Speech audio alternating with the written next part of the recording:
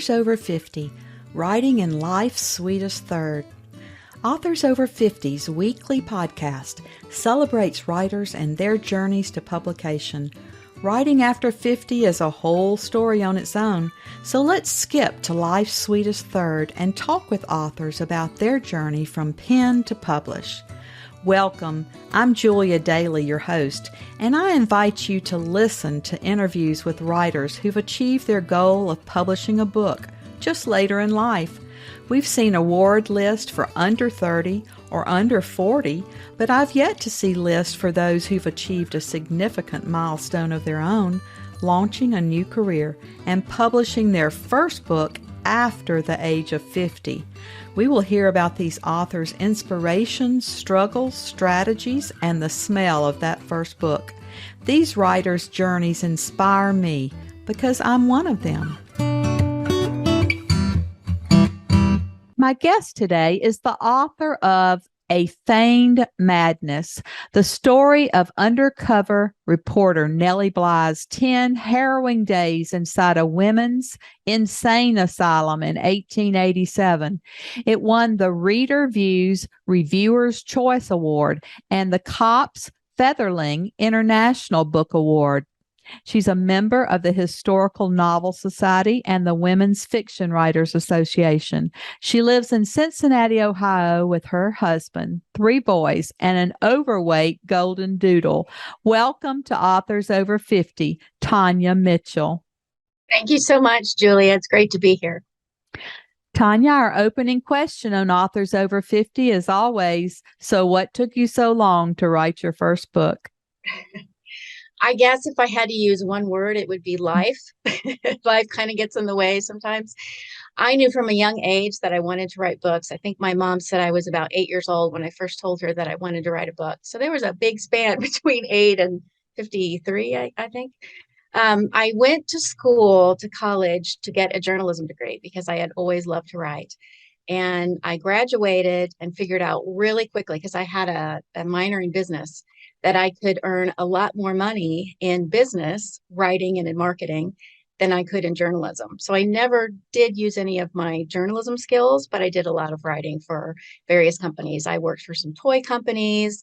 I worked for food companies, and I loved it, but it still wasn't what I really, really wanted to do. So along that time, I got married. I had 3 children. And when we moved from Boston, where the kids were born, back to Cincinnati, Ohio, I had a big decision to make whether I wanted to go back to work or not, because I was working full time in Boston. And my husband looked at me and said, you're never going to get this time with the kids back. So while I decided not to go back to work, I was raising kids, but I had a little bit of time. And so I started writing short stories. And then I started writing short stories for publication just to see if I could get published. And I ended up winning a few awards. I got published in some anthologies. I got published on some online magazines. And I kind of proved to myself that I could write a good short story, at least good enough to be published. And so the children were getting older by then. And I thought, well, how about that novel? I wonder if I have the headspace to do that. And so I tried writing my first novel, and I never finished it. I was disgruntled. I didn't know what to do. And then around about the time that it was sort of halfway done and I didn't know what to do with the middle of it, I read a blog about history's outstanding badass women. And I remember because the word badass was used in the headline. And it was a great blog about all these historical women who had done these fantastic things. And one of them was Nellie Bly. And so that's how I found her. And so I did a deep dive after that, and there was all kinds of wonderful information about her from a nonfiction standpoint. But I was looking for the novel because I wanted to read the novel of this fantastic story of this woman, and there wasn't one. And so if there was ever a tap on the universe from the universe for me to write this novel, that was it. And so that's when I took the deep dive and decided I needed to write the book. And I was by then, I think, almost 53 by the time that happened. So. Well, they say if you can't find the book you want to read, you need to write it. So that's what you did. I did. Once you knew you had to write this book, how did you proceed? Did you search for an agent? Did you decide to use a hybrid, a small press, or did you self-publish? I wanted to go the traditional publishing route. And I think the big reason was just my dream, again, since I was 8 years old, was to walk into a bookstore and see my book. And I knew that probably wasn't going to happen with self-publishing. So I went the agent route and I looked a long, as you know, it's just a long time. The book was done. It'd been out to beta readers. I thought it was good enough to show. And I did get an agent, and she was wonderful. She happened to be a Nellie Bly fan for, since she was in her teens. But she wasn't able to place it with any of the big publishers. And so we parted amicably. And I went and got a developmental edit on it because I really wanted to figure out, like, what was it with this particular book that wasn't lighting fires, under the editors at various publishers. And after I got the developmental edit, I made changes, I sent it out, and then I ended up getting a publisher almost right away. So whatever they did was magic. So one learning was to always get a good developmental scrub or edit of your book before you send it out, if you're looking for agents and publishers. Because if I had done that, I could have made that process a lot easier for myself. How did you determine the plot of your book? I know you did a lot of research about her, but how did you weave in the fiction? I think, well, as I said, the character is biographical and the story really happened. So the bones of the story were already there.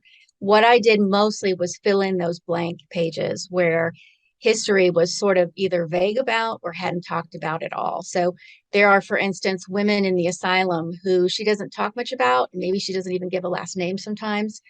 And I really needed to kind of flesh those women out. And because I didn't even have a last name, and a lot of those files now are long gone of those asylum patients, I kind of had to be creative. And so that's one of the ways that I kind of put flesh on the bones of some of the people in it. And I also wanted to put more about her life in it. I didn't just want it to be a story about those 10 days in the asylum and what happened after. I wanted to know why she was so desperate in the beginning to undergo something so dangerous in the first place. So thank goodness I did that deep research of who she was before she even got to New York City, because that added a whole thread that I didn't even see coming. Because part of the book, believe it or not, is a love story. It's not a romance. It's about an insane asylum. It's quite dark in parts of it, but there's a whole thread of someone who came into her life as she began reporting in Pittsburgh, and their relationship as it played out in New York City after she got there, which I really wasn't expecting. So, did you have to complete all the research before you began writing, or did you do some as you went along? I probably did about 80% of the research before I started. And that included two out-of-state trips that I took. I went to the Pittsburgh Carnegie Library, the Carnegie Library in Pittsburgh, because there were letters in the archives there that she had written to someone who was her mentor, who's in my book. And I wanted to see what their relationship was like back and forth. So I made an appointment. You had to have an appointment for the archives.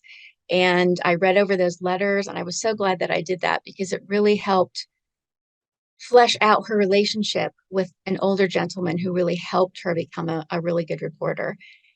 I also, not far from Pittsburgh, was the town where she grew up in. And I wanted to see what that house was like because before her father died, the family was quite wealthy. And I wanted to see what the house was like. And it was actually a 10,000 square foot mansion in Little Apollo, Pennsylvania. He was quite wealthy in the town. So I did that. And then I went to New York City because I wanted to go to Central Park because there's a scene there. I wanted to go to Bellevue Hospital because there's a scene there. And that, of course, still exists. And then I wanted to go to what was in the book, Blackwell's Island, which is where the asylum was. It's now Roosevelt Island because it got a major facelift in the 1970s when it was renamed. And wow, that was probably some of the best research that I did because I got an idea of the scale of how big that island was off the coast of Manhattan in the East River. And what I didn't know was that part of the asylum, the main octagonal tower that's in the book, is still there. The dormitories are long gone. Those were torn down a while ago. But that building is now the lobby of a really awesome, expensive condominium complex. But back then, it wasn't a great place to live. It was the Island of the Damned. It was where the workhouse was for the poor. There was a large prison there for men that was huge, an insane asylum, almshouses. Basically, if you were going to Blackwell's, it was a one way trip to hell. And I just wanted to get a very close in view of what that island was like. And there are still parts of it that are still the old island. The lighthouse is there on the north part of the island, little things like that. So that was a good bit of research, and I'm glad I did that. Well, all those trips must have just brought your descriptions in your book to life. Yeah, they did. They really did. In a way that I don't think just online research and looking at pictures could have. I could have done it that way, but firsthand, just seeing the scale and size of things really helped me make those scenes pop. At least I hope. How long do you think it took you to write the book? Forever. It took me, and again, I still had kids at home. I was writing when I could. It wasn't every day. 5 years until I finally finished it. And that includes several read-throughs, editing, giving it out to beta readers, the developmental edit, all of that. So it was every bit of 5 years. And I told myself then, if I write a second one, it is not going to take me this long. I can't do this every 5 years. I need to learn to get it out quicker. And so far that's helped a lot. Do you have a second book in you? I do. I'm just now finishing up the edits. So I should have something done within the next couple of weeks, and I'm excited about that. It is also about another biographical character taken from the pages of history. The story is about a woman who was brought to trial on murder charges for poisoning her husband with arsenic and murdering him. And I landed on this story again, reading, and I just could not believe that I hadn't heard about this woman before. And so I did another deep dive, and nothing has been written about her or this case from a fiction standpoint. There's a lot of nonfiction, but there's no fiction. So again, I found a hole. I found a little niche, and that's what I want to do.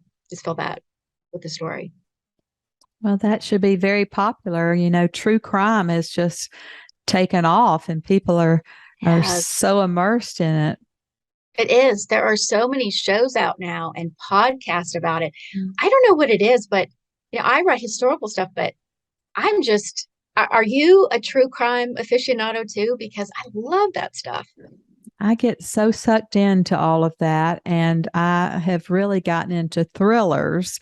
So when I'm riding my bike along, I have to look around and see if people are watching me gasp as I ride, because I get so into the story. Yeah. Yeah. True crime. It sucks me in every time. Even just switching channels, if I don't even know it's on and I land on it, it's like, oh, here we go. Got to watch it. Well, tell us a little bit about the section you're going to read from the book today, and set the scene up, and then read a few paragraphs to let us hear your tone and voice in the book. Okay. Nellie has gotten over, she's crossed the water, she's crossed the ferry onto Blackwell's Island, and she's now in the asylum. She's been there for less than 24 hours, and she's with the other women on her ward, the other so-called lunatics. Nurse Group cleared her throat, a challenge in her eyes as they locked with mine. I said, naked. Never in my life had I been naked in front of strangers. It was unthinkable I was expected to be now. 40 inmates looked down at the floor, too frightened to meet the nurse's eyes. All but me were stripped bare. We stood in 4 rows of 10 before a small tub. Motionless, dispirited, and so chilled to the bone, it might have been deep winter and not September. Crouched on a low stool beside the tub was an old shriveled crone with a rag in her hands, a dingy towel slung on a chair next to her. Low evening light filtering through the barred windows, through diagonal slats across tile that had once been white, but was now gray and bore the scars of perpetual use.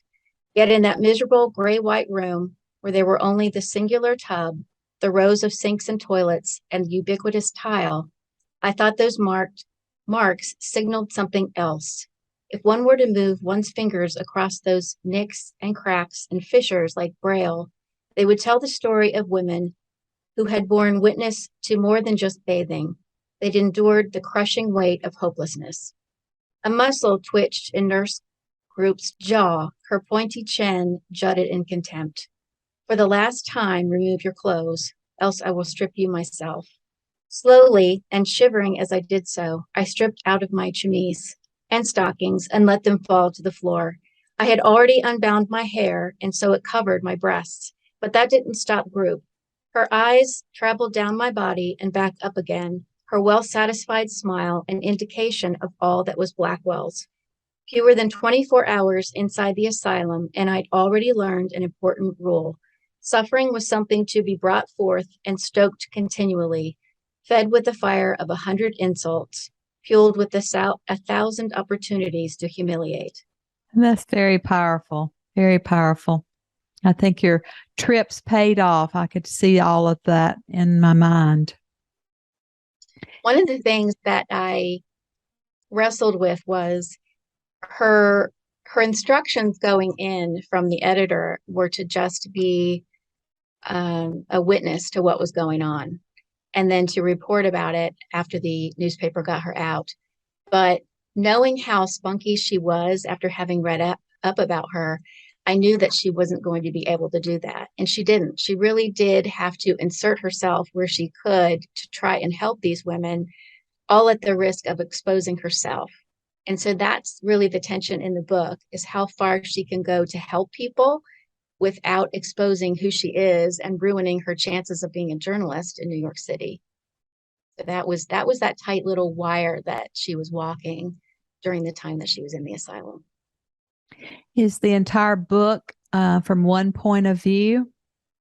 It is. It is from her point of view, although there are a couple different timelines. There's a timeline going forward of her in the asylum and what happens when she gets out. But there are also earlier timelines when she met the young gentleman in Pittsburgh and him coming to New York City and how their relationship played out. And I didn't intend to do this, but I've heard from readers that some of the asylum scenes are so grim and so horrific that the break of going from that to the two of them as potential lovers was sort of a breather for people who got really caught up in the asylum scenes. So I'm glad that I did it that way. Yeah. I can imagine that. How did you decide to use first person instead of third or another? Gosh. Okay. So I'm so glad you answered or asked this question. When I first wrote the book, it was in present tense, third person. It is now, as you mentioned, first person past. I had to really play with it. I wrote the book thinking that I would maybe have another point of view in it.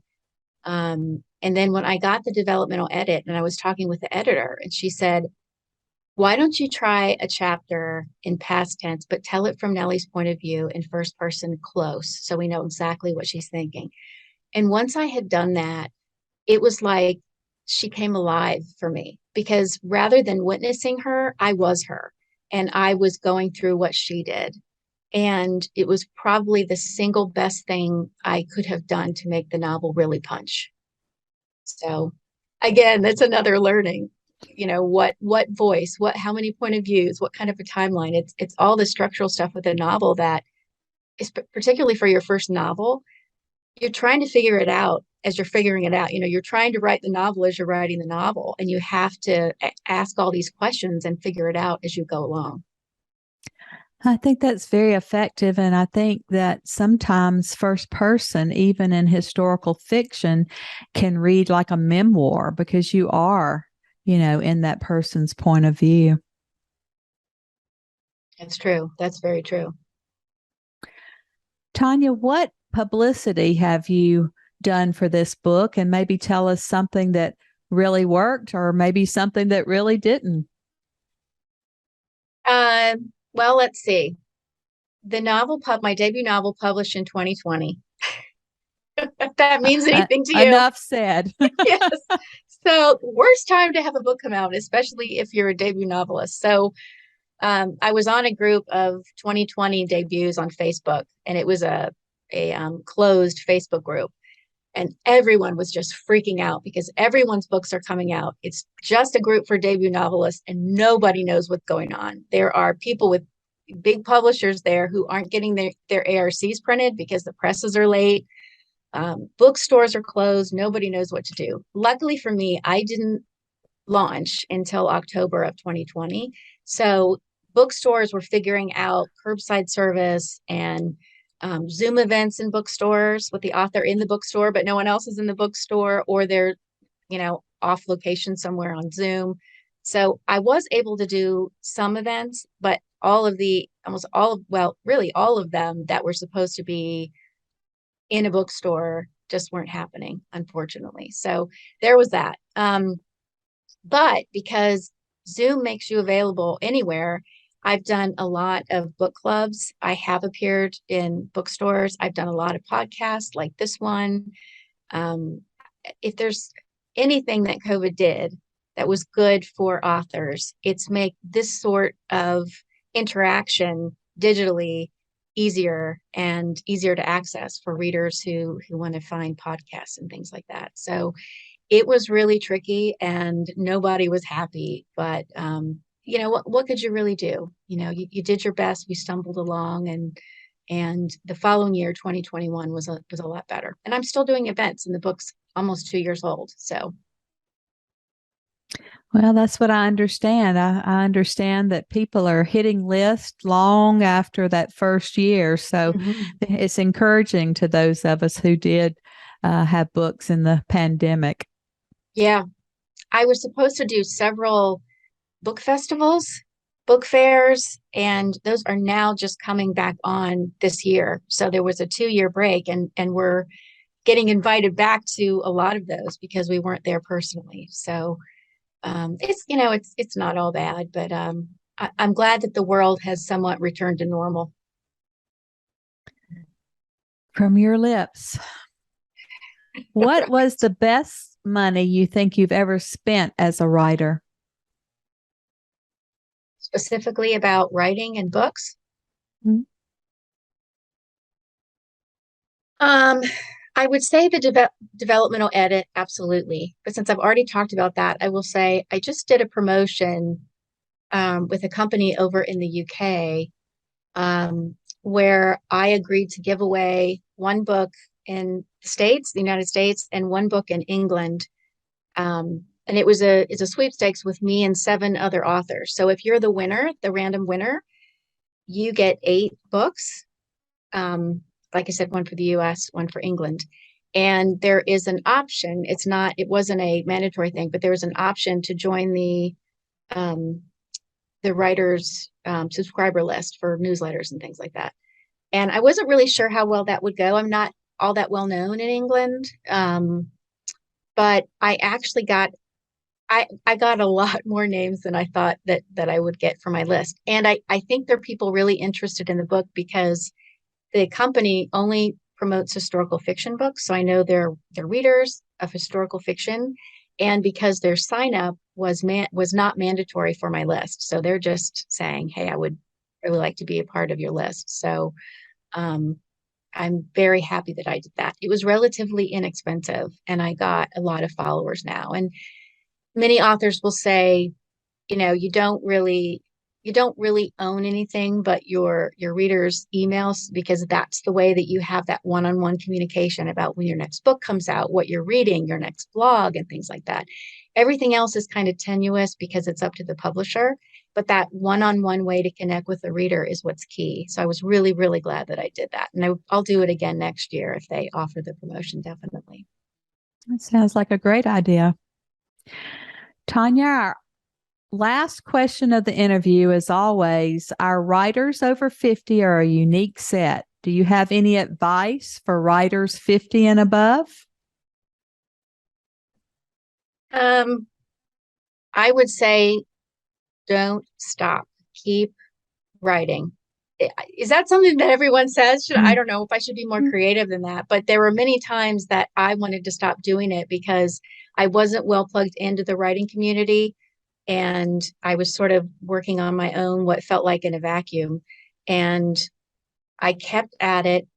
And the more I kept at it, the better I got. And the more authors I found, the more editors I found. I have a whole community of people now that know me and I know them. We follow one another. I'm in readers groups. I met wonderful people through book clubs. By the time this next book comes out, I won't feel like I'm in a vacuum anymore. And I'll just leave you with the one sign that I found. It's not particularly for writers, but it resonated with me when I found it. And it's a little note at eye level on my desk, and it says, proceed as if success is inevitable. And I always felt that if I thought about finishing the book and getting all the publishing done and how I was going to do that, it was completely overwhelming for me. And I would want to stop because it was just too much. But if I just gave myself the next step in the process and got there, and then when I arrived there, I gave myself the next step in the process and got there, I found that by giving myself those little breadcrumbs all the way through, finally got me to the end where I needed to be. So that would be my advice. Keep going, don't stop, and assume that everything is going to happen for you.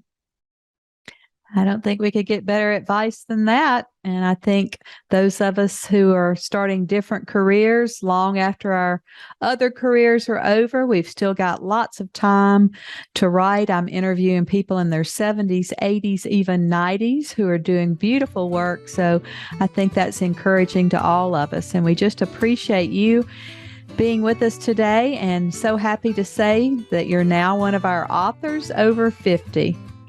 Thank you so much for having me, Julia. Thank you for joining us today. Please look for Authors Over 50 every Thursday when we will have conversations with accomplished debut novelists over the age of 50. Please subscribe and share with a friend, and check out my own publication journey after 50 at www.juliadaily, that's D-A-I-L-Y, like dailynewspaper.com.